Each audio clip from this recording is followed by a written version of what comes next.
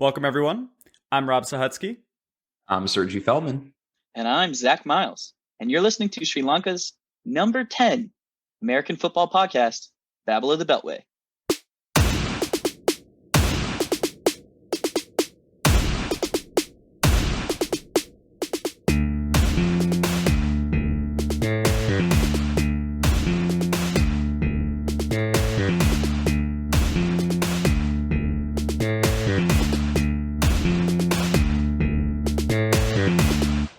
Welcome back, everyone, to week 12 of Babble of the Beltway. Now, you might be asking yourself right now, did they just say number 10 football podcast in Sri Lanka? Yes. What? Yes, we did. We recently found out, and by recently, I mean earlier today through a marketing email, that we are the number 10 ranked American football podcast in Sri Lanka. This is the greatest achievement that I have ever hit in my entire life. I've printed out a certificate. I have posted it above my bed in my bedroom, and I read it every single night before I go to sleep. I'm so excited about this. To our homies in Sri Lanka, I promise I will figure out where you are on the map. We will give you guys the best quality product we absolutely can. Exactly. So whoever our one viewer from Sri Lanka is, we appreciate you so much. All right. Sergi, how was your weekend? My weekend was good. A bunch of stuff happened. It was really busy. Saturday, we had our alumni active football game for our fraternity. I played pretty well, if I do say so myself. I caught a touchdown. It's just, I have not sprinted in months, which was a great idea to do. It's really funny if someone's like, "Hey, dude, do you just want to run like sprints for 3 hours in 30-degree weather?" You're like, "No, why would I do that?" But it's like, hey, what if I'm like throwing a ball at you like 1 out of every 10 times? It's like, oh yeah, dude, yeah, for sure. Let's do it. But it was a lot of fun. I got to see a lot of our old fraternity brothers, some of the newer guys as well. It was a terrible idea though, partially because one, I twisted my ankle pretty badly. Shout out to Sahan Diaz-Nanyar. Was covering him. The turf monster got me. But two, I moved the next day. So I moved from Baltimore to Columbia. My wife and I bought a house. We finally moved into it.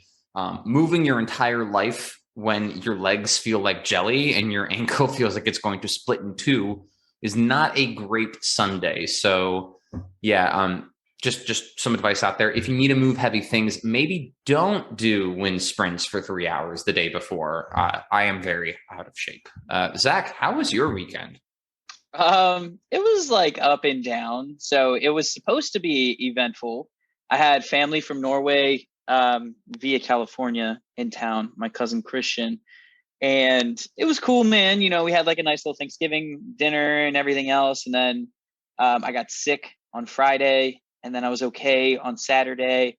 Then I was sick again on Sunday, and then I was okay on Monday. And then I was sick again yesterday, but today I'm okay. So, I'm just taking this one day at a time. It's not COVID, so thank goodness for that. And I'm also now officially going to be a substitute teacher. I'm just waiting for my first call for a local elementary school. So that is interesting as well. And while the stock market took a tank today, I actually did okay. I was playing the options game with some puts instead of some calls, and somehow it worked out for me. So, yeah. Rob, let's hear about yours. Yeah, I mean, stocks and fantasy football are basically the same exact thing. Anyway, I just got back from Wisconsin. I spent a week with my girlfriend's family for Thanksgiving. Did catch the sniffles as well, but I am feeling much better today. I got to watch a ton of football, and I'm ready to go this week for the podcast. Let's get it. Let's go right into Weekend Recap. Weekend Recap. 3, 2, 1. This week we have a lot to be thankful for. 3 games on Thanksgiving so that we don't have to listen to our families talk about politics. Sergi, tell us about one of the Thanksgiving games. Oh boy. All right. I have the Raiders at the Cowboys. Raiders took it 36-33. Now, if you all rewind the tape to last week, I'm just gonna bask in my glory here for just a hot second here. Not only did I call the Raiders upsetting the Cowboys. But I also did say that Deshaun Jackson would have a throwback 60-yard touchdown and continue to haunt the Cowboys' nightmares. I was a little bit off on that by 4 yards. Deshaun Jackson had a 56-yard touchdown, but you know what? 4 yards, I'm going to take my wins where I can get them. This was a great game. It was really interesting. I also will give credit where credit is due. Dak Prescott played out of his mind. I had previously, if you were familiar with the podcast, you should be familiar with my Dak Prescott slander, but he really, really made me shove it this week. With his top two receivers out, playing against a pretty good defense, all things considered. He went 32 for 47 at a 68.1 completion percentage, 375 yards, 2 TDs, 0 interceptions. On top of that, I believe he had 4 big-time throws and 0 turnover-worthy plays. He was wheeling and dealing throughout the game. The Raiders defense pretty much kept the Cowboys in check the first half, and then during the second half, they just came out and they exploded. And really it was, the Cowboys lost, but Dak carried the team the entire time. Their rushing game was a non-factor. In total, their running backs had 19 carries for 64 yards at 3.4 a clip and just 1 rushing touchdown. It wasn't really that good.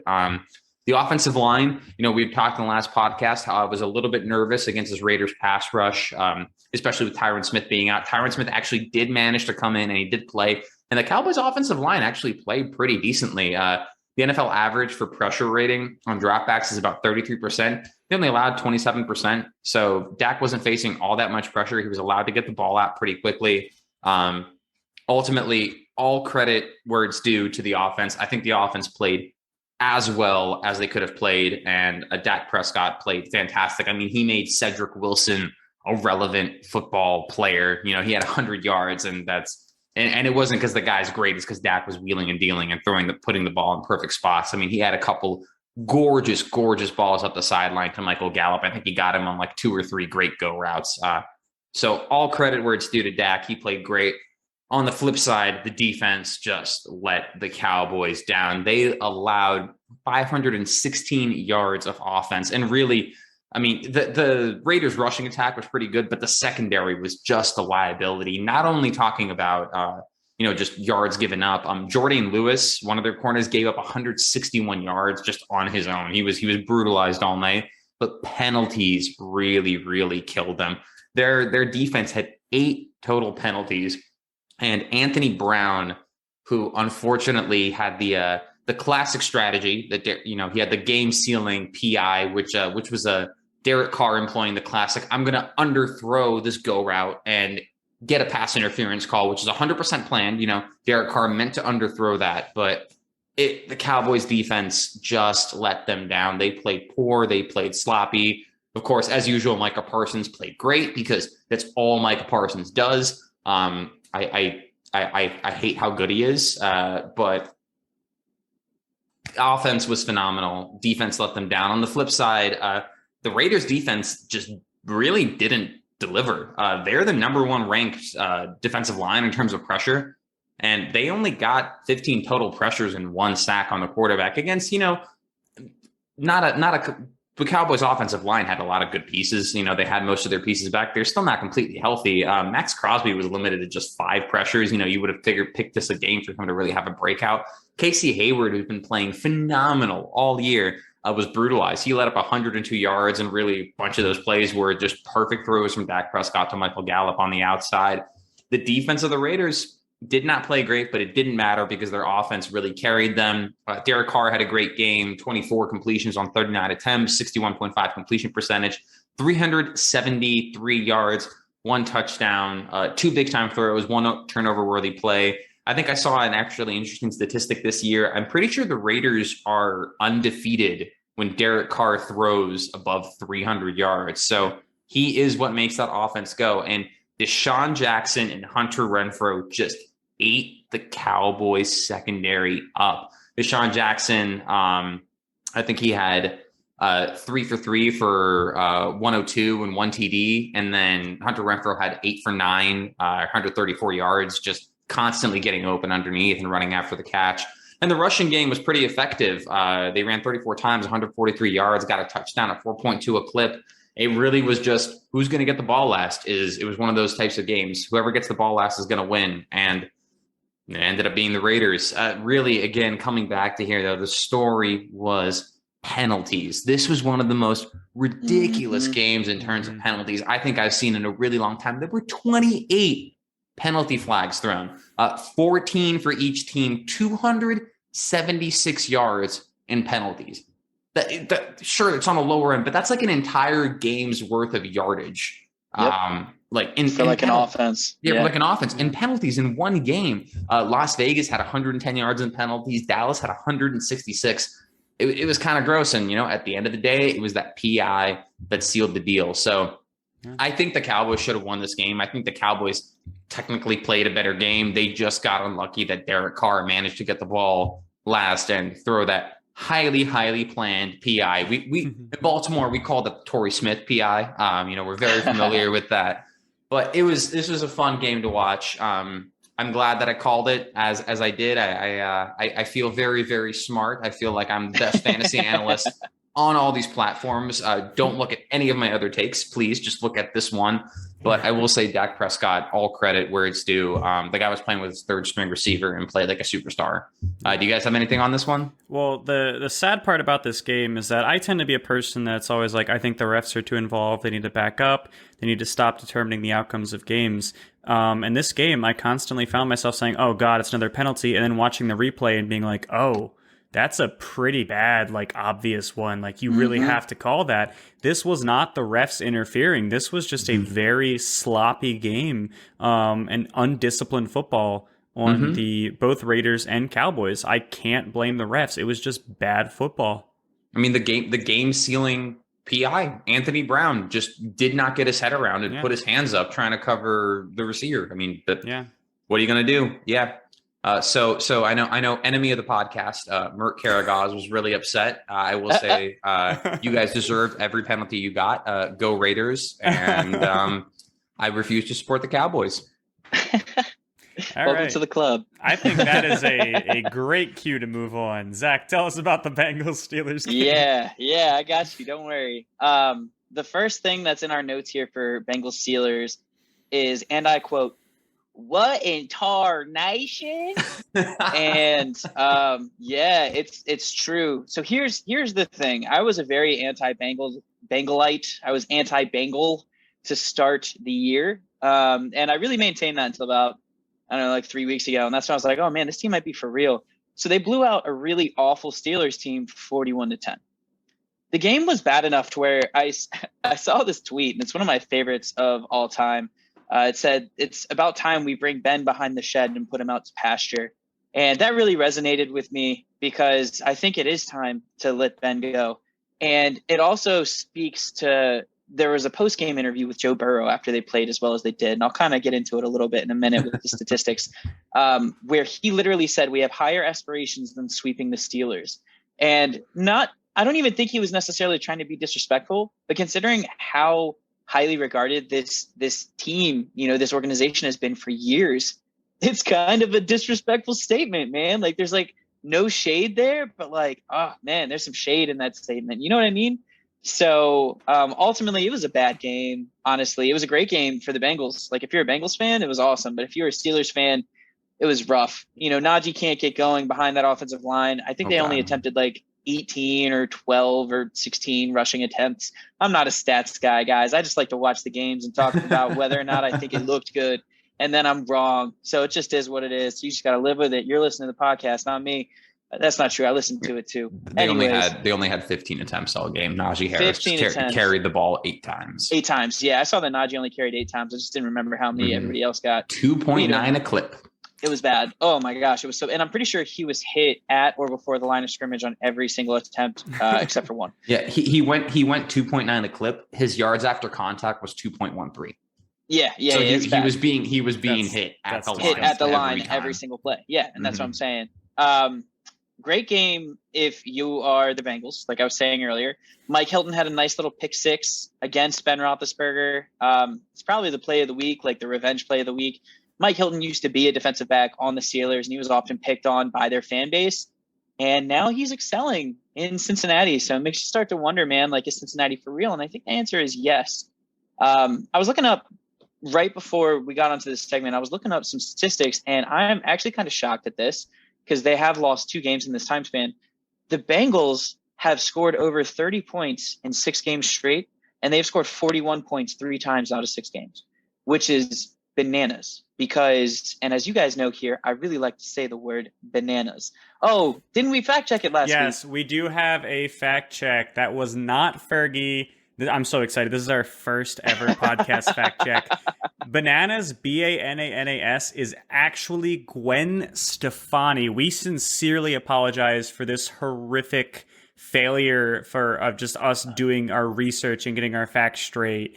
We do sincerely apologize to all of our viewers, especially our viewers who are also Gwen Stefani fans. I suspect there's zero overlap there, but if any of you are Gwen Stefani fans, we sincerely apologize for this horrific mistake. And I should be the one to really apologize because I've been using the term bananas for like the last 6 months, and I've been crediting it to Fergie the entire time. So I can't tell you guys how many people I looked dumb in front of, which is like a usual thing for me, but especially more dumb than usual. Anyways, let's talk about football, guys. So Joe Mixon was awesome. He had 3 forced missed tackles, 57 yards on 2 breakaway runs, and in total, the Bengals running game was 37 carries for 198 yards and 3 touchdowns. It's impressive because it's 5.4 yards a clip, and I know that yards per carry tend to be a little bit misleading in certain statistics or in certain aspects of the game.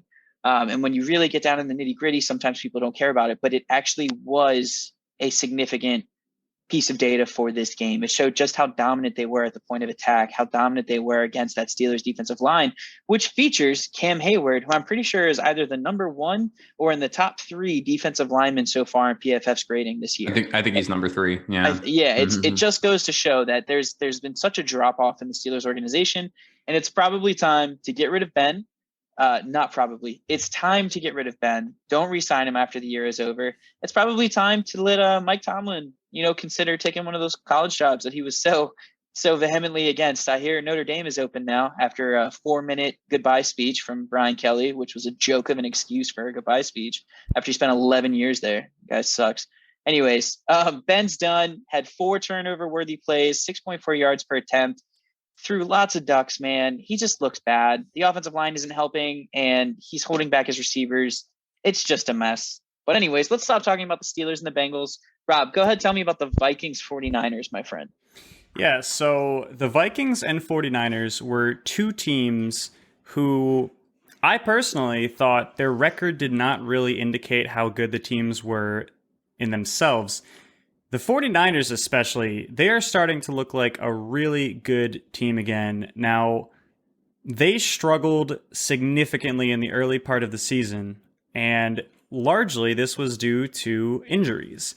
For the first time, they actually had all of their pieces back together. They were healthy, they were ready to play, and somehow, some way, Shanahan decided, I'm going to just completely go against everything that we know in the NFL, and my top rushing weapon is going to be a wide receiver. Deebo Samuel has quietly become the most effective rusher in the NFL. He ran 6 attempts, 66 yards, 2 touchdowns. Second week in a row he's done this. They're putting a wide receiver at running back at this point.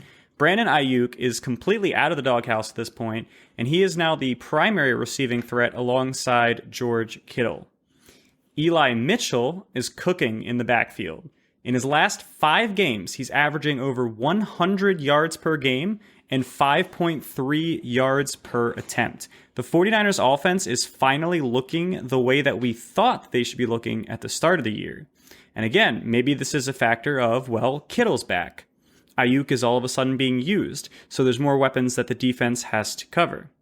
The Vikings, on the other hand, in this game, they could not get their running game going. They had a total of 67 rushing yards, and Dalvin Cook now has a shoulder injury and likely will not be playing for the next week or 2. They are in some serious trouble with regards to the playoffs.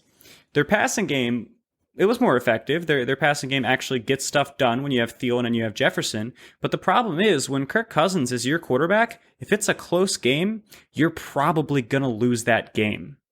It's just an unfortunate reality that the Vikings have to adjust to at this point. Kirk Cousins is probably the best quarterback who will never win when it actually matters, which is really unfortunate.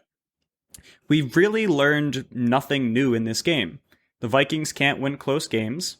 The 49ers are a serious threat when healthy, but they're almost never healthy. And if you want to win when you're the 49ers, limit Jimmy Garoppolo's drop back count and you'll win games. If you're the 49ers, your recipe is 200 rushing yards. That's how you win games. Now, in the NFL, that's pretty hard to do. But in this game, they pulled it off.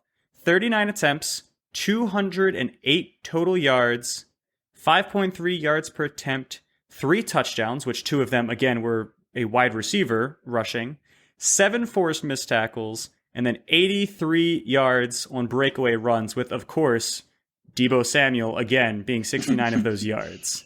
It's insane that one of the best running backs is a wide receiver, but nothing we know matters anymore. The Vikings, they looked incompetent. The 49ers looked like the better rushing team, and so they walked away with the win. Zach, tell us about the Buccaneers and Colts game.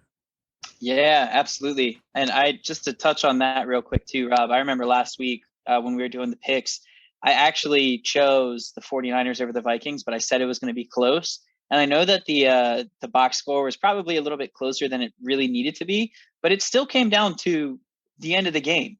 So I'm happy because I think our track record is starting to get better on our future is now picks, because we were pretty bad for a while, guys. For a while. Anyways, oh yeah, we're still bad. We're still gonna be bad. But I'm about to say I've got another game that I called last week, and it was right. Bucks Colts, baby. I called it. I said that the Bucks were going to win. The Colts were going to be dominant in a couple different phases of the game. And, well, they were, other than running the ball. And that's something that blows my mind, but I'll talk about it in a second. I'm just happy that the Buccaneers won and beat the Colts 38-31. Tom Terrific is not that terrific right now, but I still love the guy. It's just a bold-faced fact, my friend. Wait, you picked the Tom Brady team to win? That is a hot take. That's a hot friend. take. It was Wow. spicy, man. It was spicy, especially against somebody like Carson Wentz. Yeah. Ugh. When's the last time Tom Brady won anything? I don't know, man. I think it's been a couple of years if you ask me, but anyways, the Bucks went into the half down 10 points. And they weren't looking good, man. They weren't clicking. There was something that wasn't clicking on offense. Leonard Fournette just really hadn't gotten the ball enough. And I guess he was tired of watching everybody else around him do poorly. And he was like, I'm going to just put the team on my back. He's like, that's it. I'm doing it. I'm going to be like Greg Jennings, dude. And I'm going to play on this injured leg, and I'm going to beat everybody. I don't think he actually has an injured leg, but you just got to play it up, y'all. Play it up. Enjoy it. Enjoy it the way that I'm telling this story. Leonard Fournette had 4 touchdowns. He had 1 receiving touchdown, 3 rushing touchdowns. But if you guys watched him run the football, that man was angry. He was running angry. He was running the way that the Jacksonville Jaguars thought he would when they drafted him 4th or 2nd or whatever overall it was. I think it was 4th because Saquon was 2nd like the next year. I will never be satisfied with a super pass happy NFL. And I was having a hard time with the NFL for a few years because I love the running game. And the Buccaneers showed that the running game still matters. And the Buccaneers also in a weird way showed that the running game probably matters more than it used to because they beat the Colts with a running back. And the Colts, who have the #1 running back in the NFL right now, didn't use their running back. They gave Jonathan Taylor 50% of his carries, of his total carries on the last drive. What happened to the other 3 quarters in which that they could have? I sound like I'm doing a Washington football team update right now. Wow. I'm sounding angry, man. I'm just saying it blows my mind because I like to watch good players play football, and I especially have always loved running backs. It's my favorite position. It has and probably forever will be my favorite position. And the Colts offensive line does magic. But you know what they weren't doing? They weren't running the ball. So they couldn't get to the second level with Jonathan Taylor. He does it himself 50% of the time anyways, but they weren't giving him the ball. And that was egregious. Frank Reich needs to get this man the ball because anytime that, man, I got to stop myself. I am actually getting worked up. This is crazy. I need to relax a little bit. it was a coaching problem. At the end of the day, the Colts lost because their coaching was not as good as the Bucs, and that is just a straight fact. You got to start your studs. You got to give your studs the ball. How are you going to give your studs the ball? Yeah, how are you going to run the ball 18 times? Only 18 times in a game that you're up, and 9 times in the last drive. It doesn't make sense. Actually, I think it was 8 times in the last drive. Oh, also, Jonathan Taylor was about to break the record for most consecutive games with a touchdown and 100 total yards. He had tied the record that only 2 other people, I believe, had. It's LaDainian Tomlinson and Gale Sayers, maybe, or Barry Sanders. I'm not sure. One of those old school running backs who's also incredible and part of the reason why I fell in love with running backs in football in the first place. He had a chance to be the sole owner of that record, and he missed it by 3 yards. All because the Colts wouldn't run the ball. So all right, I need to stop. I Rob, actually have an interesting take on that. Now, yes, the Colts had bad coaching, but this is actually a trend that I have noticed every single team who faces the Tampa Bay Buccaneers. The Tampa Bay Buccaneers have the fewest rushing attempts made against them than any other team in the NFL, and really it's not even that close. They have 20.5 rushes per game, so basically 20 rushes per game against their defense. The only team that's even close to them is Baltimore, and after that, it's a 2 rushes per game cliff between third place. To give you perspective, the teams that are ran against the most are the Chargers, the Lions, and the Seahawks, and people run 31 times per game against them. Now, if you remember back in the Eagles-Buccaneers game, what did we say about the Eagles? They didn't even try to run against the Buccaneers. Now, I feel like we've created this sort of illusion where people say you can't run against the Buccaneers, so there's no point in trying. But then the reason the Buccaneers are so good against the run is because you don't ever run against them. Of course, they're going to have great statistics when you only are trying 20 times per game. If the Colts ran Jonathan Taylor and actually trusted their rushing attack that defines their team, they would have won this game, and probably by 2 scores if we're being honest. They had a lead. Rob dropping knowledge, baby. Yeah, the Colts were averaging 5.2. No, they were. No, I think Jonathan Taylor himself was averaging 5.2 a clip. Colts were averaging 5.9 a carry.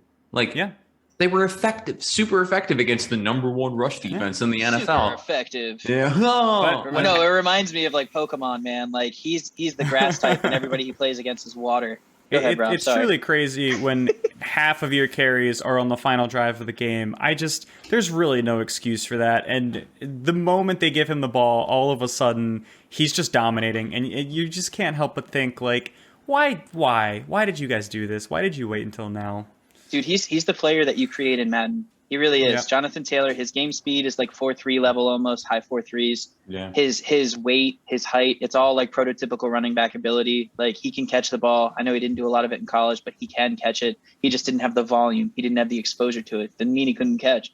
It's bananas to me that they let that happen. And yet the Chiefs were like, hey, Clyde Edwards-Helaire is like 5'8" and a $190 soaking even wet. Detroit with DeAndre Swift. I love DeAndre Swift. Yeah. The dude's awesome, but like Jonathan Taylor. They didn't pick him ahead of Jonathan Taylor, though. I think Jonathan Taylor went at the top of the 2nd round, didn't he? I thought he was like 43 and Swift was 41. Did they seriously pick Swift over Taylor? We're going to do a fact check. Rob, go ahead. Tell us about the next game. We're going to do the sponsored by Bananas fact check next week to figure out what that's going to be. Let's talk about that's our a new final segment. big game, That's a new segment. I don't care. Can we actually just get sponsored by the fruit of bananas? That would be a phenomenal revenue stream for this podcast.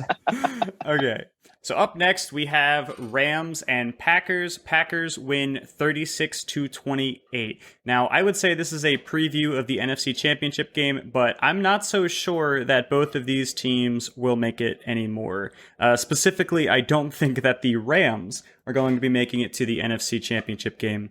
Now, it is important to mention that we are one Van Jefferson foot away from a potentially game-changing play, but all in all, the Rams did not look that impressive on offense and really not on defense either. They did not have a clean game. They were effective at shutting down Aaron Jones, but A.J. Dillon and his power play looked a lot more effective than Aaron Jones's typical sort of speed play. There were some notable, hilarious situations in this game. Primarily Aaron Rodgers beating Jalen Ramsey in a 1v1 situation to the end zone. When I saw that Rodgers was trying to run it in and that Ramsey was there, I said, well, goodbye, Aaron. You had a good career. And then he just kind of got into the end zone in front of Jalen Ramsey. It's that ivermectin boost, It just the Packers, they show that they have some flaws as well. Primarily their kicking operation. So Mason Crosby missed another kick.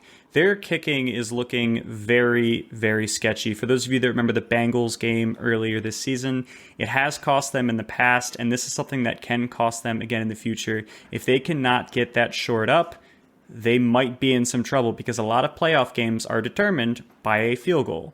You need to get that shored up. Matt Stafford throws a pick six. Now, if you remember, last week was a bye week. The prior week, Matt Stafford threw a pick six. And if you remember the week before that, Matt Stafford threw a pick six. This is Did not he throw two last week too? I can't remember. Or 2 weeks ago or whatever? Whenever they weren't on two bye. interceptions in a row. But Yeah. he has thrown 3 pick sixes in back-to-back games. So it's Crazy. becoming a problem. I mean, that's going to cost you games. Odell Absolutely. finally gets a huge touchdown, though, and gets them back in this game. Without that, this game does not look nearly as close as it does. It's still an 8-point game, but it really didn't become that close until Odell's touchdown.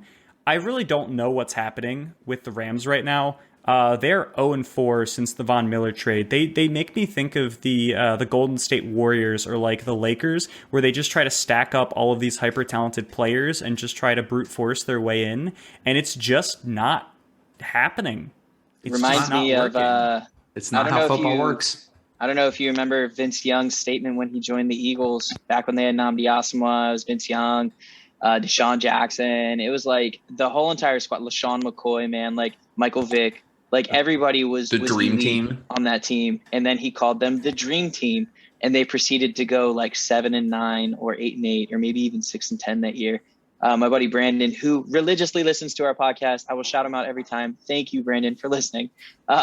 He would know that, but 100%, yeah, man, they're operating as if they were a dream team, and they're not playing well, man. I don't know what's up with the Rams, but that preseason Super Bowl pick right now is not looking great, Rob. No, and that's the thing that makes football, I think, the ultimate team sport, is that there can be games, maybe individual games where one player can take over a game, but it's not like the NBA where you can just add 2 or 3 superstars and then just run the table. That's not. Tell that to the Bucks in 2020, though, man. I mean, I think that I triggered you, bro. you did trigger me. You got me. It's the Tom Brady effect. There's always the exception to the rule, and his name is Thomas Edward Brady. I think that's his full name. I don't know. Yeah, I'm pretty sure. So, you know Fact check. But this Packers-Rams game, I don't think we're going to see them play each other again, unfortunately, unless it's in a early round of the playoffs. Both teams were surprisingly effective at stopping the run in this game. Big boy A.J. Dillon, he got 3.5 yards a clip, which isn't necessarily impressive, but he averaged over 3 yards after contact. Now, his stats did not indicate how good he looked in this game. And sometimes stats can be misleading that way, but he was earning his yards. It was not free. He had to go and grab it. The Rams couldn't really get their running game going either, and Aaron Rodgers stepped up, played elite, 4 big-time throws and only 1 turnover-worthy play, plus he owned Jalen Ramsey in a 1v1 situation. With a broken toe? With a broken toe, by the way.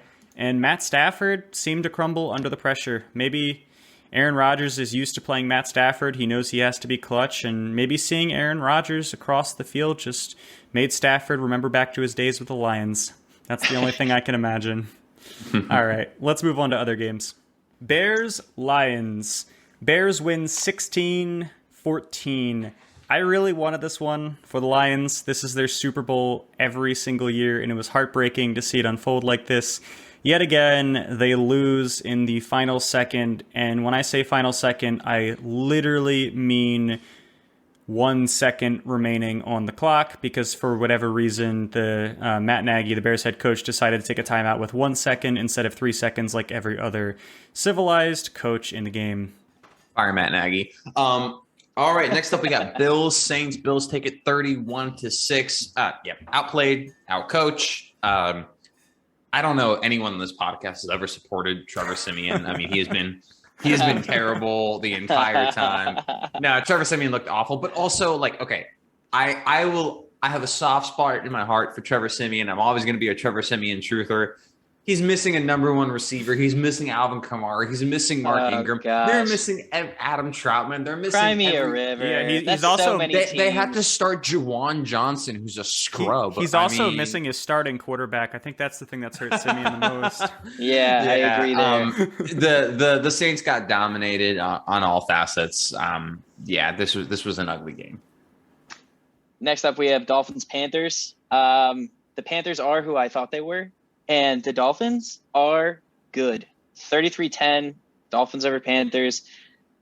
They're finally playing the way that they're supposed to be, and by that I mean the Dolphins are. And over the past 3 games, this is a fun fact, Tua's real name, which is significantly longer, and I don't want to butcher it, but Tua Tagovailoa, he has more vowels in his name than he has incompletions over the last 3 games. And that is fact-checked. That is real. Sponsored by BANNAS. Give me a quarterback that is doing more to elevate his offense's level of play right now in the NFL than Tua. Yeah. There's no one. He is playing behind arguably. If we had drafted Tua instead of Chase Young, and I'm talking about Washington, if we had drafted Tua instead of Chase Young, there would have been some growing pains, but Tua, I genuinely think we would be like a 7-5 team right now. What he is doing right now, with a lot of third-string receivers. Devontae Parker's been hurt. Will Fuller's been hurt. I mean, Jalen Waddle's a stud, but still, and arguably one of the worst offensive lines, statistically, one of the worst offensive lines in NFL history is incredible. And I think Tua deserves so much credit, and the Dolphins are stupid. They are stupid for not wanting to build around him. Yep. Agreed. Rob, you're up. All right, Patriots 36, Titans 13. Yeah, we kind of called this one. Titans aren't a true contender. The moment they lost Derrick Henry, everyone knew their season was over. They managed to sneak out 2 more wins before people caught on. They lost to the Texans last week, and this week the Patriots showed them that they are the true number 1 team in the AFC. Despite their slow start, the Patriots really are the best that the AFC has to offer right now. It pains me to say this, that we're probably watching Belichick go back to a Super Bowl yet again. So cool, I guess. The Ravens are the number 1 team. Don't listen to the seeds. The Patriots are the best team. Bro, why'd you sound like Pinocchio? Because I was telling a lie. I'm a real boy. As a Ravens fan, it hurts to say this. The Patriots are currently the best team in the AFC. All right, next up we have the Falcons and the Jags. I picked the Jags last week. I thought that losing Jamal Agnew, they would be motivated to come out and beat the Falcons, but they lost 21-14 because, I don't know, Dan Arnold got hurt too. So it's just anyone that I love, any player that I love for some reason just needs to get injured, and they just want to hurt me. Trevor Lawrence does not look good. He looks a lot like Alex Smith did his rookie season. Before the podcast, we were talking about it, and it's kind of crazy because I don't think I've ever seen a quarterback like with the generational talent and hype of Trevor Lawrence come out and just underperform to this level. It's kind of crazy. I mean, some of it's on him, some of it's on Urban. Maybe Urban Meyer can look at one of those open college jobs and leave Notre Dame. Leave Trevor Lawrence alone. Also, I mean, the Falcons offense was back because Cordell Patterson, the number 1 running back in the NFL, is back. And it's still crazy to me that it took almost 8 years for teams to figure out how to properly use one of the most talented people with the ball in his hands in the league. Zach, what you got for us? Little add on to that. It just means that Cordell Patterson will probably have a slightly longer career than the average running back, a la Fred Jackson. So I'm excited to see how much longer Cordell can play at this level. Next up, we have the Jets and Texans. I mean, a gross game. We used the words, I'm pretty sure, gross last week. Disgusting, hate it, should never happen ever again in the history of the earth. I'm pretty sure we said that. Just in case we didn't, New York won. which they had no that's business winning. No, they had no business winning. And like, it's funny, man, because like, all right, so pre-draft, I was not big on Zach Wilson. I'm still not big on Zach Wilson, and I will forever not be big on Zach Wilson. But I saw Zach Wilson apologists on Twitter saying like, oh man, like outside of a couple games where he had an MCL sprain and like 2 bad throws this game, like he was actually pretty okay. And I was like, if your bar is okay and not like very good, then that's how you know this guy sucks. So, anyways, the Jets won, Texans lost. I don't care. Both teams suck. Zach Wilson sucks. One of the worst. I mean, granted, it was a miscommunication, but he tried to pitch the ball to Ty Johnson. And right as Ty Johnson decided to turn around and go block for his quarterback, and it bounced off his helmet and was an interception. It was just like the butt fumble, man. It's like New York Jets, their quarterbacks don't work out. They're cursed. The Jets is the Jets. The Jets is the Jets. Talk to me about Chargers Broncos. All right, Broncos beat the Chargers 28-13 in typical Babble of the Beltway fashion. The team who we thought was the best has been getting destroyed every single week since we made that claim, and the team who we said was out of it now is winning a bunch of games and back in the playoff hunt. Not only are the Broncos in the playoff hunt, but they have a chance to face the Chiefs for the division on Sunday Night Football. They are one game from being in control of the division. It's weird. Earlier in the year, when we were talking about the Panthers and the Broncos and trying to be like, all right, well, either of these teams could be fakers, either of these teams could be real. We lean towards the Panthers were the real deal, the Broncos were the fakers, and right now it's looking like it's the opposite. It's looking like the Panthers cannot buy a quarterback to run their franchise, and the Broncos are winning games.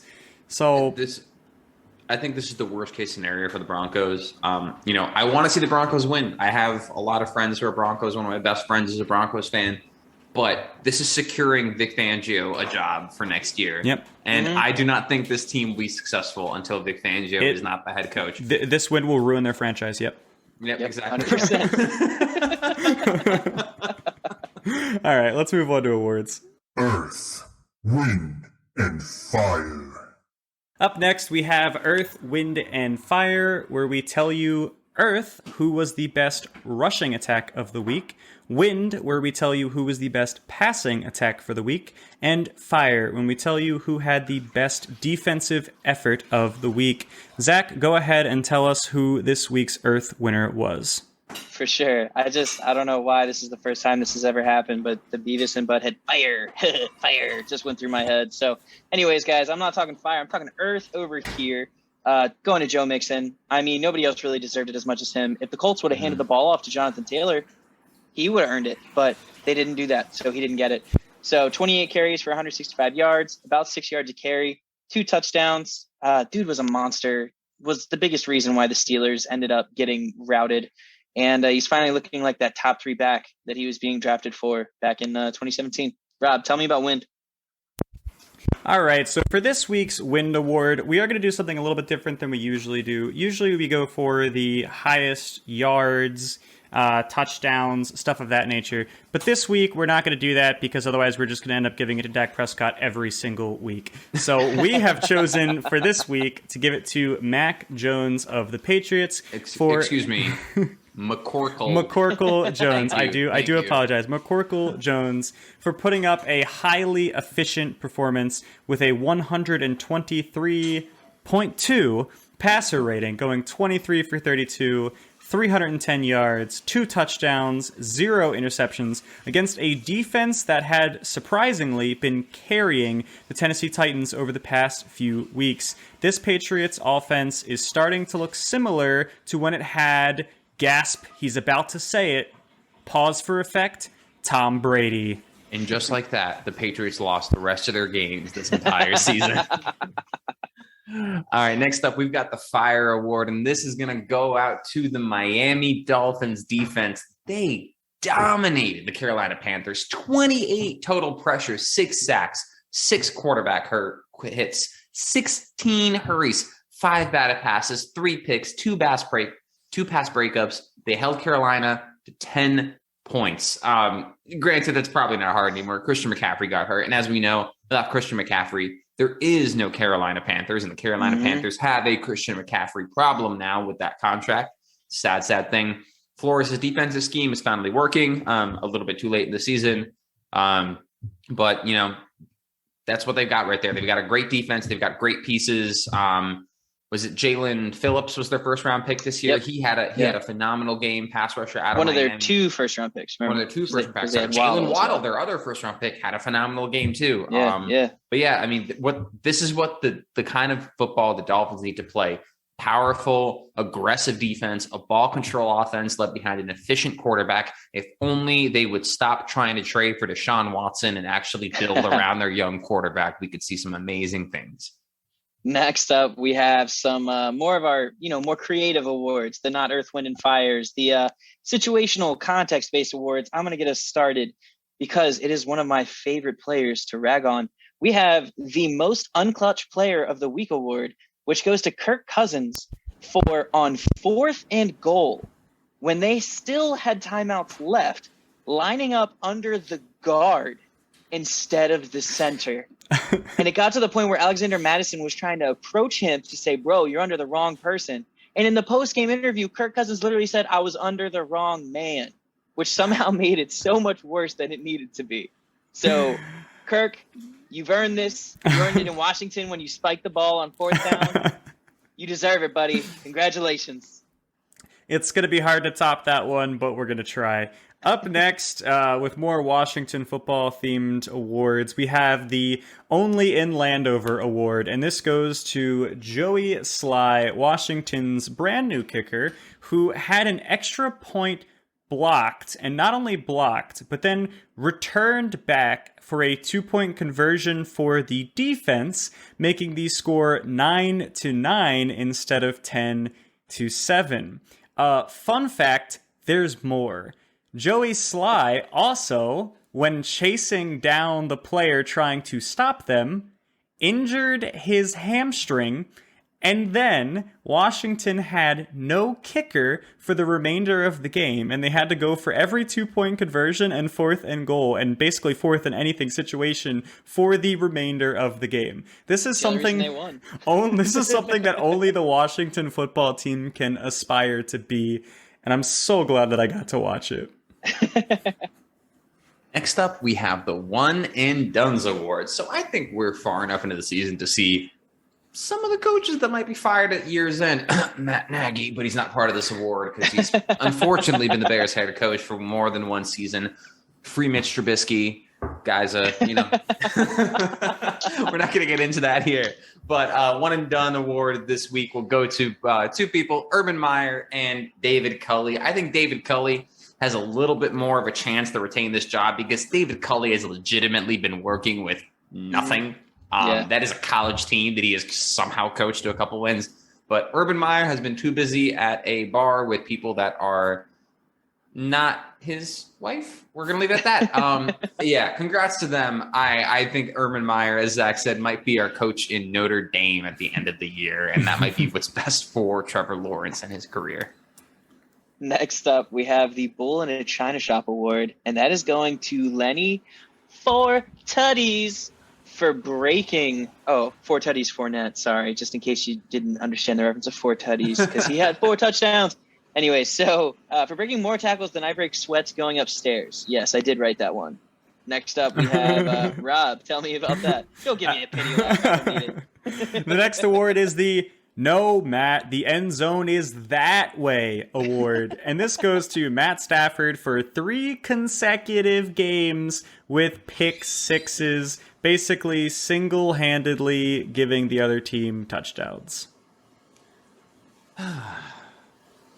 Poor Matty Stafford. Granted, he's pretty beat up right now. But, I think he's had a back problem for the last 4 years. He's the new Tony Romo, number 9 too. Yeah. All right. Next up, we have the Mark Andrews is probably out there somewhere award, which goes to Lamar Jackson for dropping back 22 yards and just throwing the ball up to Mark Andrews not once, but twice in the Ravens-Browns game this week. And somehow Mark Andrews makes a diving catch. Also, credit to him. I love that after Lamar Jackson avoided 3 sacks and just threw this ball up with a prayer, Myles Garrett was dapping him up. Yeah, he's like, yeah, bro, that's valid. That's cool. People were mad at him about it, but whatever. Zach, so That was literally the next award. Oh, It was oops. Wow. Respects Game Award. Imagine actually reading the script before we run it. Sergi, late illiterate award for not reading the script. It's okay. Yeah, so we don't have to tell it to you again, but Myles Garrett for dapping up Lamar Jackson, Game Respects Game. I'm gonna go ahead and go out on that. And our final award of the podcast. I'm gonna say it quickly before Sergi spoils it. It is the Bad News Bears Award, and this goes to the Bears for handing the Lions their third, as time expires, field goal loss of the season. Congratulations, the Bears, on continuing to just ruin the Lions and all of their happiness and putting them towards not just a winless season, but a winless season that you didn't lose every single game. It's okay. The state of Michigan got a big dub this week. Yeah, they did. Go blue, baby. Go blue. Ravens update. Up next, we have the Ravens update. The Ravens beat the Browns 16-10. There was a lot of good that came from this game, but there was also a little bit of bad. Lamar Jackson, for example, looked like someone who had just come back from a week-long illness, which is what he did. He threw 4 interceptions, which, by the way, that would be a career high for Lamar Jackson, and yet the Baltimore Ravens won. And not only did they win, but they held the Browns to 10 points. So right off the bat, you see there's not a lot that makes sense here. The Baltimore defense, which we have been saying is not up to snuff for the past couple weeks, played lights out. They allowed a total of 40 rushing yards to one of the top rushing teams in the NFL. Not only one of the top rushing teams, but a team that got Kareem Hunt back, one of their best weapons. All of their pieces were back, and they only got 40 rushing yards. 10 points in total, despite the Ravens throwing 4 interceptions, and the only touchdown that the Browns actually scored wasn't even a real touchdown. For whatever reason, they just called it a touchdown, even though the ball hit the ground. NFL's clear and obvious standards upsetting people everywhere because it's sketchy. But for whatever reason, they felt it wasn't clear and obvious to overturn. Is what it is. The Ravens defense played insane. Baker Mayfield shows yet again that if his rushing attack doesn't carry the offense, that he can't. He can't do it. And without Odell Beckham Jr., I don't know that they have the weapons to seriously threaten any defensive backside. Like, I don't think that cornerbacks or safeties really have to be afraid of the Browns, other than maybe, Jarvis Landry and David Njoku? Is that his name? Yeah. Yeah. Tight end. Those two threats are really all they have in the passing game. So if you commit to stopping that Browns running game, you just win. And that's what the Ravens did. They just won all game. The Ravens offense was just struggling, and it didn't matter. It just didn't matter because the defense dominated, which is something that we had not seen in quite a bit of time. The Ravens are the number 2 ranked rushing defense, and they proved why. It is not easy shutting down an offensive front and a rushing attack like the Browns. This gives me a lot of hope going forward. Because over the past few weeks, as you know from people who listen to this podcast, we had a lot of concerns. And we've said we don't truly believe that the Ravens are the number 1 team. But if our defense keeps playing like this, I don't expect our offense to keep struggling. I think it's only a matter of time before our offense gets back on track. I'm feeling really good. The only thing that I'm not happy about is something out of our control, the schedule. Now, for those of you that don't know, the Browns got to play us on Sunday Night Football. Then the Browns get a bye week, and then the Browns get to play the Ravens again. That's a pretty significant advantage. They get to play us and then have 2 weeks to study tape against us, learn from their mistakes, and come back with a better game plan. Meanwhile, we have to go play the Steelers. So that's going to be a really, really rough turnaround for the Ravens. I do expect the Browns to beat the Ravens next time just because they will have quite a significant advantage over us. With that said, I think we're also going to beat Pittsburgh, and it's not going to matter if we lose to the Browns. What did you think, Sergi? Not necessarily even on the Ravens. This is kind of just I think what the Browns are doing right now with Baker Mayfield is kind of disgusting, especially what the GM Andrew Berry is doing in terms of because it's no secret the Browns and Baker Mayfield are in negotiations for a long-term contract. Josh Allen just got one. Lamar Jackson is in negotiations. They picked up the 5th-year option on his deal. He's going to be with the Browns through next year, but of course, every quarterback wants that long-term deal. Baker Mayfield has a torn labrum in his left shoulder. He has a injury in his left foot, and he has a contusion in his right knee. He also looked like he had some kind of a hamstring injury in the Ravens game when he got up and came up lame. The fact that they're still playing him and putting him out there and forcing him to take all these hits and forcing him to try and carry a team, which at this point, I think the Cleveland Browns have the bones of a good team. I think that they're injury-ridden. I think that they might be not necessarily.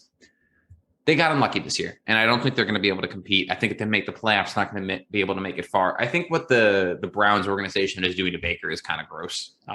They're forcing him to put his body on the line in a lot of ways, which not only could impact his career down the line, but also, football is a money game. Every sport's a money game, and Baker Mayfield is going out there suboptimal. I think that Case Keenum right now would be a better option for the Browns than Baker Mayfield simply because he is healthier. And Baker is sacrificing his future for a dead end season. And the fact that the Browns are encouraging this, there's a quote from Andrew Berry that I expect Baker Mayfield to play his best football after the bye. I'm like, is his torn labrum going to magically heal? Does the fact that he's probably in excruciating pain every single time he gets tackled even matter to you? I'm a Ravens fan, but I'm a football fan above everything else. And this is not the way that you treat a franchise quarterback. They're treating this guy like they're going to use him up, spit him out, and then pick someone else up. And they're doing it with disrespect. That's the worst part about it. I truly believe they're going to dump him after the season. They are having him play through 3 or 4 serious injuries, and they plan to dump him at the end of the season. And I think it's disgusting too. Yeah, it hurts. Like I said, at the end of the day, I am a football fan above everything else. I'm a fan of good football, and I'm a fan of players getting their due and players being healthy and players not being forced to do things they shouldn't be doing. So it's sad to see what's going on with Baker. Last week, I picked the Browns to win this game, and I think the Ravens did pretty much everything. At least our offense did everything that they could to make sure that happened. Our defense stepped up in a big way, and Mark Andrews decided to say, no, Babble the Beltway. No one cares about you except for Sri Lanka. Shout out to our boys in Sri Lanka. Let's go. Lamar threw 4 picks. Granted, only 3 of them were really his fault. One of them was just he was targeting Mark Andrews across the middle, and Rashad Bateman thought it was his ball. Love the mentality. Don't love the situation. What impressed me, though, about Lamar is that he does not get rattled. You saw early on in his career when he made bad plays, when he started getting pressured, he just sit there, he starts scrambling. You could see him getting antsy in the pocket, and that doesn't happen anymore. He's calm under pressure. The fact that even after throwing those interceptions, he's still throwing the ball downfield. He's still making deep throws. He does not care. He plays some YOLO ball. And you know what? For my quarterback, I want that kind of confidence at the end of the day. I want a guy who believes in himself no matter what's going on in the field. Washington football team, I guess, update. What's up, guys? Resident angry Washington fan here. A little less angry this week, man. It's like in The Godfather, when Al Pacino, he's like, just when I thought I was out, they pulled me back in. And that was a terrible accent right there. For some reason, I can only do country accents, but that's okay. I'm going to talk about the good, and I'm going to talk about the bad. And I'm going to keep it quick for you guys because I'm not angry this week. I'm more angry about Jonathan Taylor than I am about the Washington football team. Here's the good. They beat Tom Brady, Cam Newton, and Russell Wilson over the span of the last 3 weeks. The defense has significantly improved since the bye, placing in top 10 in all major categories over those last 3 weeks. Curtis Samuel and Logan Thomas escaped the game without any further injury issues or any concerns, especially considering Curtis Samuel's missed so much time this year with that groin injury, which was probably a sports hernia that he actually got an operation on in June and probably needs another one for. I digress. I'm not a sports doctor.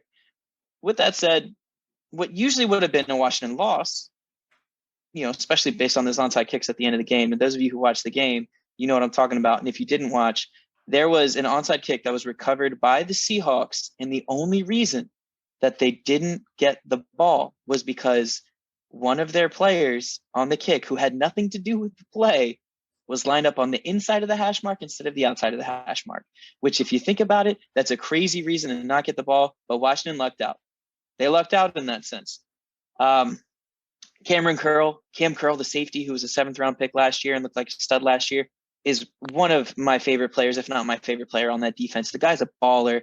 He's a monster. He's a boss. He's involved on almost every single play anymore that's like an impact play, and I love to see it. He's the reason why Landon Collins is a linebacker. Oh, and by the way, Landon Collins is playing great too, which is like very interesting because everybody said Landon Collins should play linebacker, and Landon Collins was like, nah, I'm not a linebacker, and now he's playing linebacker, and oh man, he's so good. So I wonder who was right. Definitely not Landon Collins. But now I'm done talking about the good, because we know me. I'm going to talk about the bad. I like to finish with the bad because I want to bring your spirits down. Newton, Wilson, and Brady are all quarterbacks of whom are over the hump. And yes, Brady is still elite and the GOAT, but Newton is totally washed. I said that last week on the pod. I'm going to repeat it this week. He's totally washed. He's done. I hate to see it. I really like Cam Newton, but he's done. Russell Wilson has looked like a total shell of himself ever since he injured his finger. It's not hard to beat a quarterback when that quarterback's throwing 10 feet above his receivers' heads. It's just wild to me that people continue to celebrate this team and say like, oh, we're so good, but like we're not. Now, I'm not going to sit here and say that we are as bad as I thought we were, because just like last year, we're putting it together after the bye and going on this run. To reel off wins every single week. I'm very scared for this week, and I understand that the Raiders kind of underperformed last week when it comes to their defensive line with pressures against Dallas, but our offensive line is not as good our offensive line is just not as good as Dallas's. And I know the Raiders won last week. I expect the Raiders to win this upcoming week too, but we'll talk about that more in the future as now. I think that this team could easily slot in as the 7th playoff seed, the 7th playoff spot in the NFC, because I think that they're just a little bit better than all the other teams that were going to be in the 7th spot. But nobody should be super excited over the last 3 weeks' victories, because all that's doing is replacing the potential of getting Micah Parsons with Jamin Davis, which is a real thing that happened in the 2020 draft, because Micah Parsons would have been in Washington if they had lost that game against the Eagles at the end of the year and not won meaningless games. They gave the Buccaneers a run in that playoff game more than anybody else did in the entire playoffs. And I'm proud of that. But at the end of the day, it cost us a literal defensive rookie of the year, 100%. No doubt in my mind, Michael Parsons is defensive rookie of the year. Potential defensive player of the year. The only person I see right now beating out Michael Parsons on actual game impact is Myles Garrett. Everybody else does not hold a torch to him right now. And he's a rookie, bro. Like he is good. And he could have been in Washington, but instead we got Jamin Davis. Why? Because we won unnecessary games, and we're doing the same thing right now. I don't have any faith that this is a team that could win the Super Bowl or even go to the NFC Championship. If they go to the playoffs, they'll go as the 7th seed, and after they go as the 7th seed, they'll lose in round 1 or round 2, and then draft late first round and get another bad player going towards that team. At the end of the day, I'm happy that Washington won. I'm happy that, they're putting out a better product now for their fans. But I'm not really happy that they're winning in general. Also, sell the team, Dan Snyder. I know you like to listen to this every single week. I hate you so much. You are the bane of my existence and my biggest rival, even though you don't know it. Actually, I'm even doing Dan this. Snyder is using the Sri Lanka VPN. Oh, that's what it is. He's our listener. Yeah. Hey, Dan, keep those numbers bumped up in Sri Lanka, bro. I hate you. I hate everything you're about. I hate everything you represent. You're the worst human being I've ever seen and never met in the the world. I hate you more than I hate Jeff Bezos. The future is now. The future is now. In our next segment, The Future is Now, we will tell you the winners of Week 13 by looking into our magic crystal ball that we definitely have. It's not I'm just getting it us, wrong 90% of the time. It's not just us making stuff up. This is actual future science, ladies and gentlemen. All right, up first, Cowboys at Saints, Thursday night football. Despite it being a Thursday game, we now know that the Cowboys will have their receivers, Cooper and Lamb, back for this game. They should beat a struggling Saints team. Cowboys win. Next up, we have Colts at Texans. And yes, I get it that the Texans are at home, but the Texans aren't good no matter where they are, unless they're playing Tennessee. Jonathan Taylor is going to account for 200 total yards and 2 tutties. Colts by a lot. All right, Vikings at the Lions. Now, both teams' number one running back is hurt. So this is really, really a big toss-up. No, come on, guys. Vikings are going to take this unless Jared Goff has a rebound to like 2019 magically.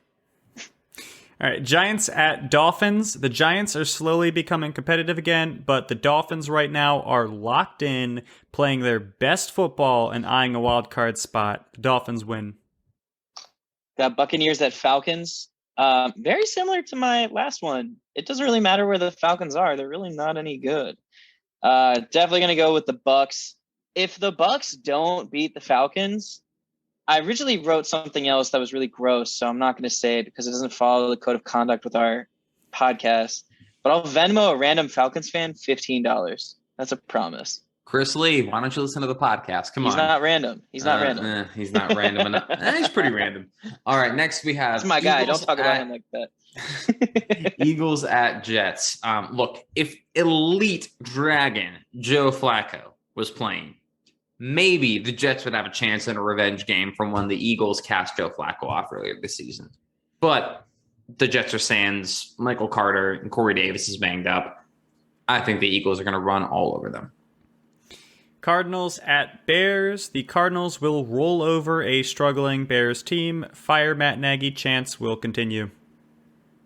Fire Nagy. Chargers at fire Matt Nagy. Seriously, I'm on that. I'm with that chance, so I get it. Woo. Chargers at Bengals. Yeah, this one's not as easy as my last two. Kind of sucks because I like the easy ones that I always get wrong. Herbert just hasn't looked right. You know, Brandon Staley is a heck of a coach, but his offensive coordinator has been proven to neuter quarterbacks in the past, and he's done it at his last 2 stops. I expect the Bengals to win, especially because Burrow's playing hot right now, but I don't think the Bengals are going to win by a ton. I think this is going to be a closer game than what both of these teams' recent play has indicated. All right, next up we have the Jaguars at the Rams. Guys, this is the get right game for the Rams, right? Right, guys? Right? This is a get right game, right? Guys? Rams are 0-4 since they started making all their wheeling and dealing trades. Look, if you're not going to get it right against the Jags, you have some serious concerns for the rest of the season. I'm going to pick the Rams, but I can't believe I'm saying this. I'm not picking the Rams completely comfortably. Yeah. Washington football team at Raiders. Now, the Washington football team is on a roll, but they've been winning games because they have a 1-2 punch at the running back position, and they have been playing ball control football. McKissick was injured. He got a concussion. It was a very, very scary injury on Monday Night Football. I don't expect him to be back in time for this game, and I fear that anytime Gibson goes to the sideline, that their offense is going to sputter out. The Raiders' defensive line gets more pressure without blitzing than anyone by far. Washington is going to have a rough game at the point of attack. Raiders win. Zach is just chanting Terry McLaurin. Terry McLaurin. Yeah, he's the only hope, man. Him on offense, that's my only guy there. Ravens at Steelers. I'm going to go Ravens, and I'm going to go Ravens by a lot. I think the Ravens are going to cover any sort of spread that they're given in like the gambling world, especially because the Ravens are kind of disrespected right now. has to be their get right game. The Steelers have sucked for the whole season, but especially the last few weeks. They're like that smelly food in your fridge where it's fine for a couple days, but then it's bad, and you're like, all right, these leftovers are way too old. That's Ben Roethlisberger and that entire team. So just throw it away, get rid of it. Raiders win. All right, next up we have the 49ers at the Seahawks. All right, Russell Wilson has been playing some garbage football the last couple of weeks, but I will give him credit is that he has steadily improved a little bit every week since coming back from his injury. Now, who knew? No one knew. No one on this podcast knew, but the Seahawks have the number 3 rush defense in the NFL. The 49ers on the other side have the number 3 rushing offense in the NFL. Something has to give here. I'm going to pick Seattle with the upset. I think this is going to be, I know I'm going out on a limb here. I did it last week. This is me going crazy to the wall here. I think Russell Wilson has his get right game. I think he finally is going to be healthy enough, and I think he's going to dice up this vulnerable 49ers secondary. I'm going to pick the Seahawks to win. I think it's going to be a close game, but Russell Wilson is going to edge them out. Broncos at Chiefs, Sunday Night Football for the division, for all the marbles. Now, I am not expecting a blowout, but I do not see any conceivable way, and I don't think that any respectable analyst could pick the Broncos to go into Arrowhead and win this game. I don't care how much the Chiefs have struggled this year. The Chiefs will win this game. It would have been really funny if you were like, I don't think any respectable analyst is going to pick them, but we're going to do it. Yeah. I did miss an opportunity. If the Broncos get a big enough turnover differential, they can pull it off, but it's got to be +3, +4. Let's be honest. Dude, they just got to play cover 2 zone. Cover 2. That's how you stop Patrick Mahomes, man. Last game, it's going to be Patriots at Bills. Once again, kind of a tough game to predict, man. The Bills, 1 week, they're great. The next week, they suck. 1 week, they're great. The next week, they suck. Josh Allen has definitely regressed. He has regressed, which is natural after the season he had last year, but it's a little more than the natural regression I think a lot of people were expecting. I'm hoping the Patriots win. My heart is Patriots, Bill Belichick. The things that I wanted in my life, which was a successful football team to cheer for. But I think it's going to be the Bills. That's going to be my my upset, is going to be the Bills over the Patriots. Fishing for fantasy. And finally, we have Fishing for Fantasy, where we pick up all of the good players off of the waiver wire and then tell you whatever's left over. Up first with quarterbacks, we have Taysom Hill. Now, after Trevor Siemian's weak performances, Hill is looking to get the starting nod, assuming his foot injury recovers in time. Now, do I expect Hill to have impressive passing numbers? No, I do not. However, Hill is very talented when it comes to rushing the football. Expect him to get rushing yards and specifically rushing touchdowns that we value quite heavily in the quarterback position. Next up, we have quarterback Carson Wentz. Look, the Colts are looking pretty good on offense. Carson Wentz is playing efficient football. You're hoping for a couple of touchdowns.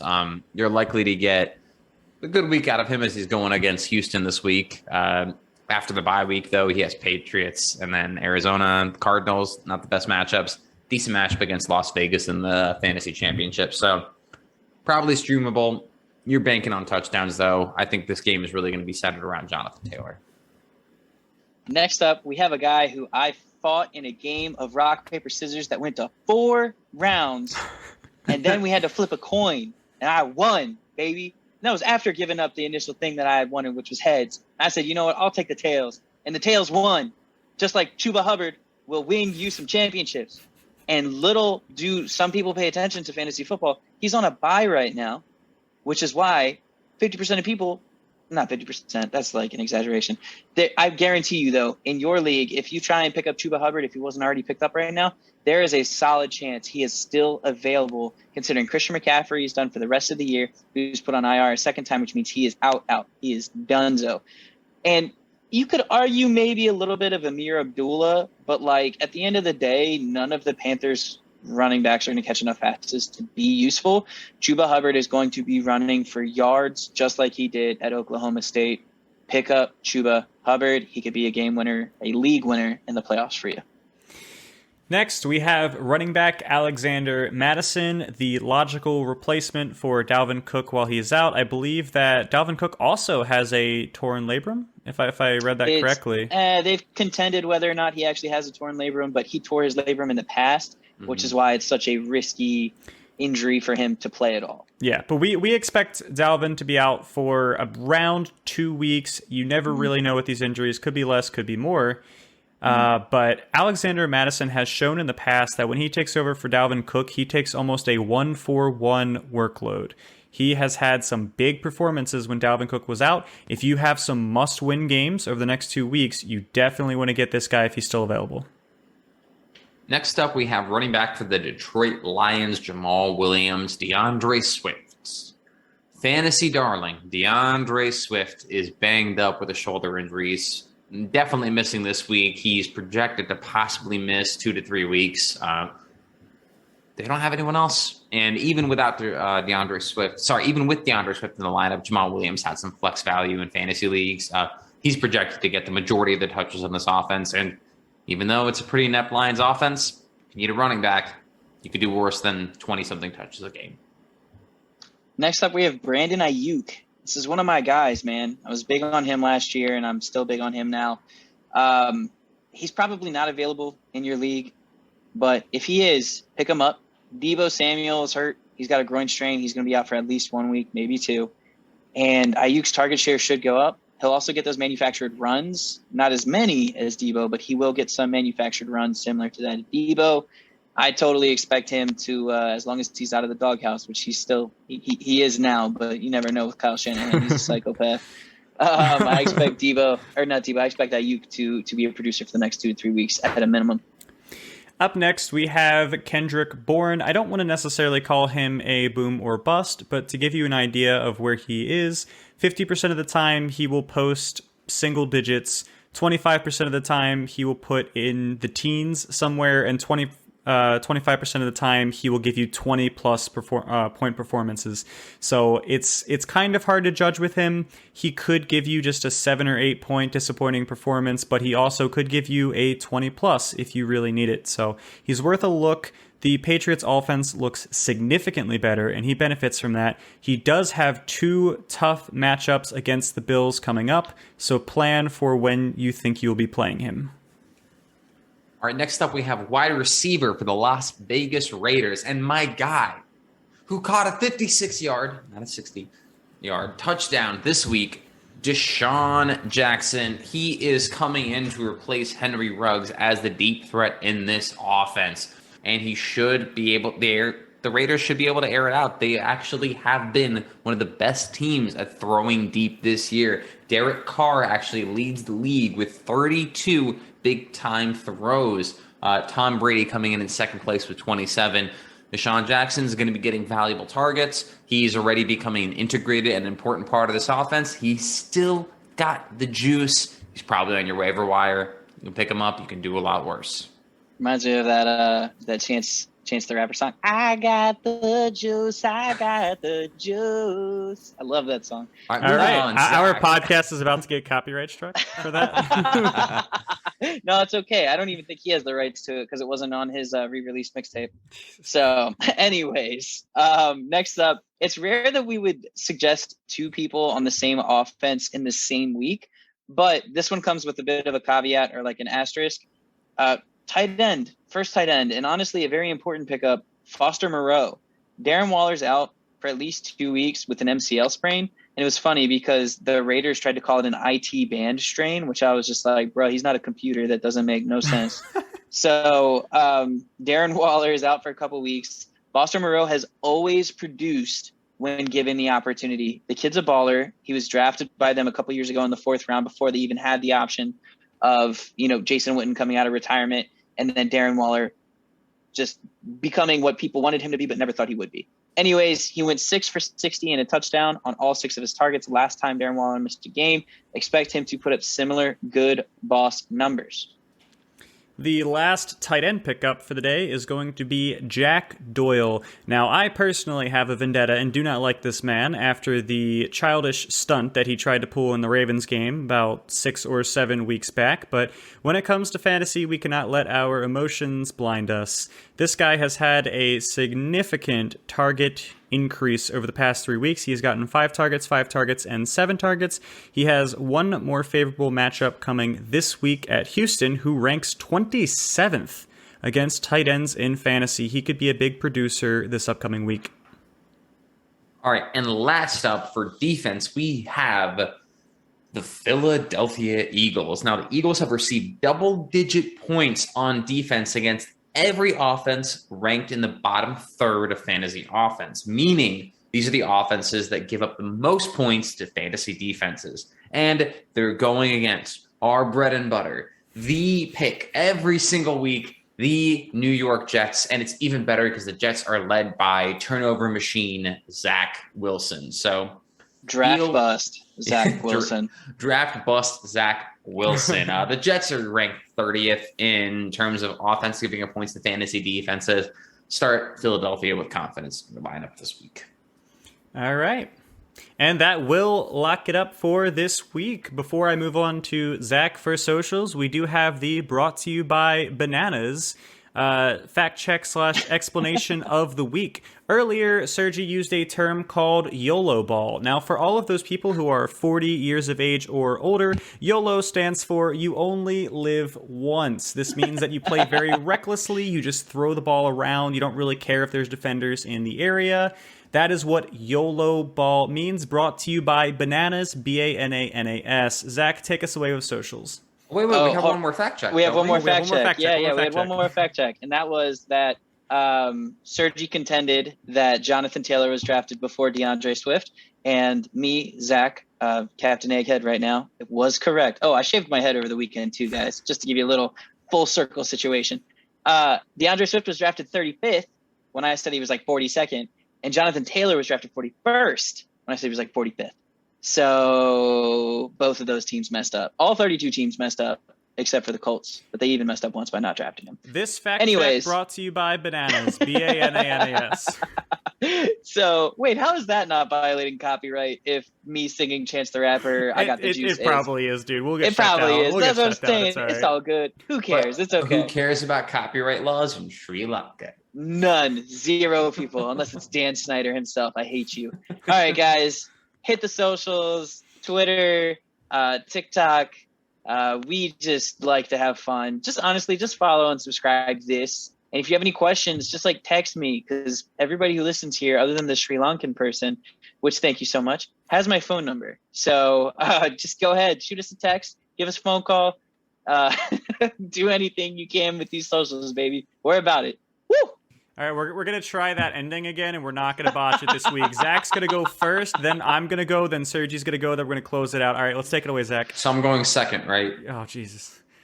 Do it. All right. So, and as always, guys, thanks for tuning in. I'm Zach Miles. I'm Rob Sahutsky. I'm Sergi Feldman. And this is Babble of the Beltway. Close enough.